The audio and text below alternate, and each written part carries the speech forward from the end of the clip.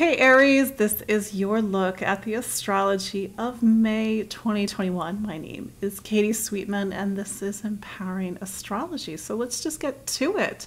So there's a couple of bigger things for you to understand this month, Aries. First, it's Taurus season. Now you're thinking, I'm not a Taurus. But here's the thing, Taurus for you is your money sign. It's your sign of material stability, material security. So you're really thinking about your material life this month. What do you need? What do you need in the bank? What do you need in your home? Do you have enough? Do you have too much? And there's these deeper themes around value that are being triggered this month. This is actually a carryover from April's astrology because you're in a much bigger time. This actually goes over the next few years, and this has actually been the past couple of years where you're completely reinventing what you value. So here you are, it's Taurus season again. That time for you to look at what you own, what you need, the roof over your head, food, material stability, material worth. And maybe you're in a very different place than you were last year. Hopefully for better, maybe not for worse, of course, but maybe with everything that's happened in the last 12 months, plus you have a very different sense of what you need. Maybe the things that you thought that you needed in the beginning of 2020 is not what you need right now. So you're sort of going through things, you're categorizing things, you're seeing maybe you're cleaning through things, you're like, do I need this? Is this actually reflective of what I value at this time? Maybe you're also thinking about getting more income and maybe sort of taking the next actionable steps in order to make that happen.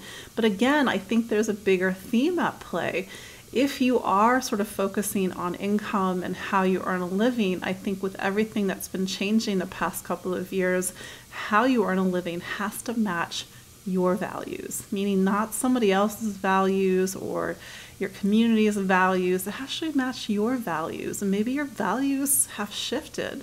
The money that or the things that you spent your money on a couple of years ago is not what you're spending your money on right now. Somewhat related to money, let's look over to Mars. And Mars is your planet because you're in Aries, and Aries is ruled by Mars. And since April, Mars has been in Cancer. So Cancer is the sign of home and family, and Cancer for you forms the base of your astrology chart. So this is a time to get down to your roots, to focus on your foundation, to make changes in your living environment, make changes in the home. And this includes a move. For some of you, it is a time to move, or some of you, it's time to make some sort of physical change in the home. And this can also tie back to some of these themes around money and material stability that are present during Taurus season. And maybe you're purchasing a home, maybe you're saving up, maybe you're like, maybe a couple years ago you thought you wanted this for your home environment, and now you want something completely different. This is a time that's about family, and maybe you're having to, family is a big theme in your life right now, or at least through May, going into the beginning of June.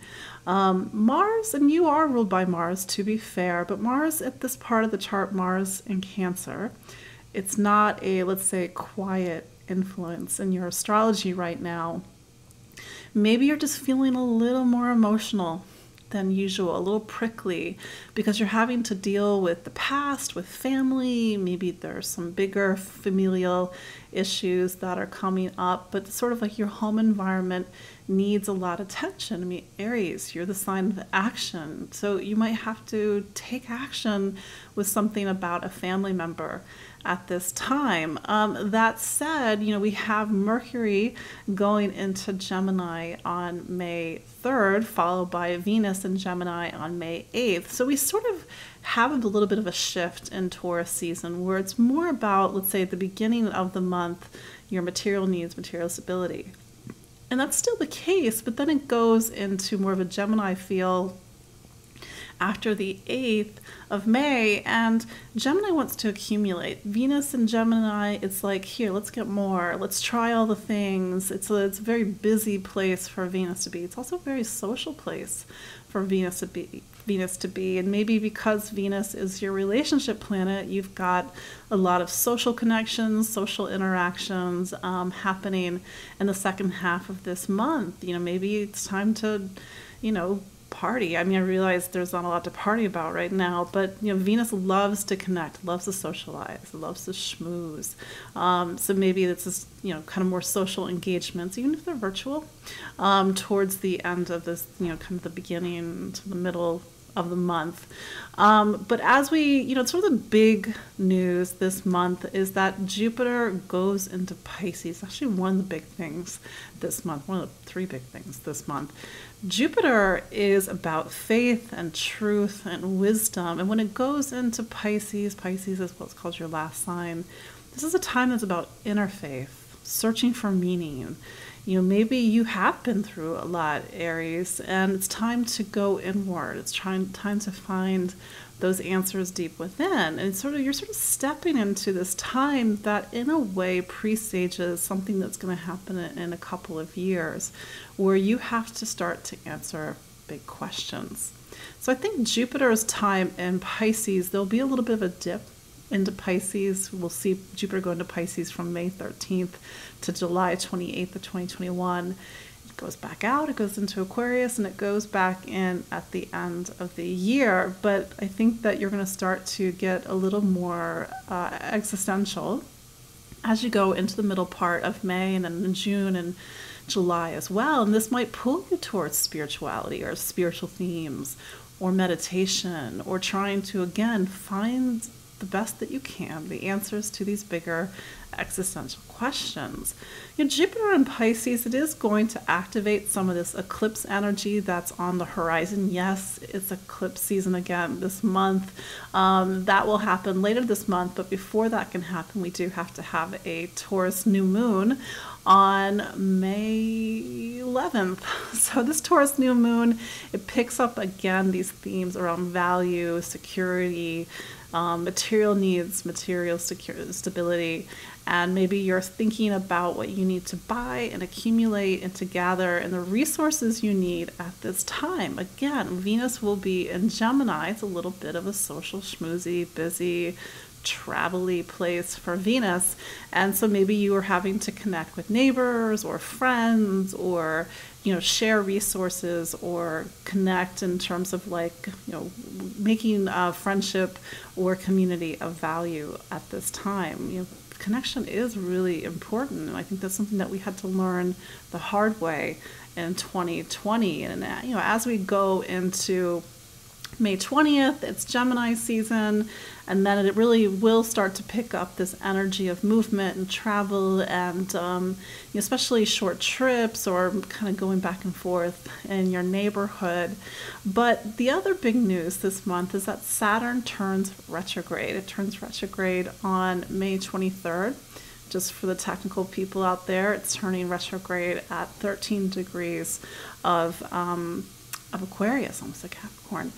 So here's what you need to know. You are in this 2-year period, 2022, 2021, 2022, and the first few months of 2023, where it's all about friends and community.